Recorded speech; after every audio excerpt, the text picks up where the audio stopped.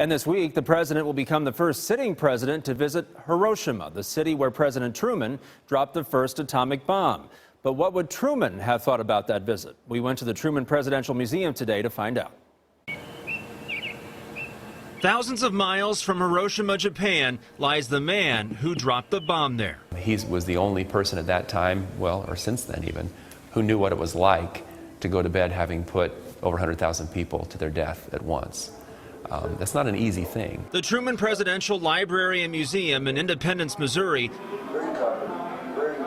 tells the story of Harry Truman's decision to drop the atomic bomb, first on Hiroshima, then on Nagasaki, the only way he believed he could end World War II quickly. He did what he did. He knew that he had to do it. He made the right decision, and he was at peace with it. So what would he think about the new president's decision to visit the very city where Truman dropped the bomb?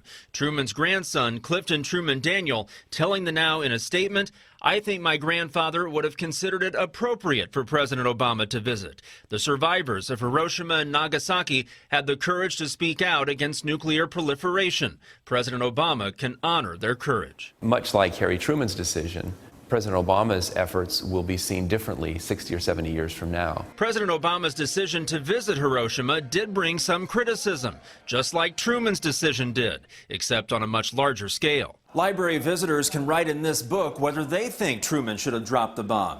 One visitor writing, "It likely saved my dad's life, so yes." President Obama believes his trip will promote peace, a message it appears Truman would have believed in, no matter where it's being delivered. What's interesting about Harry Truman is he had fought in World War I, he ended World War II, and he spent the rest of his presidency determined not to start World War III.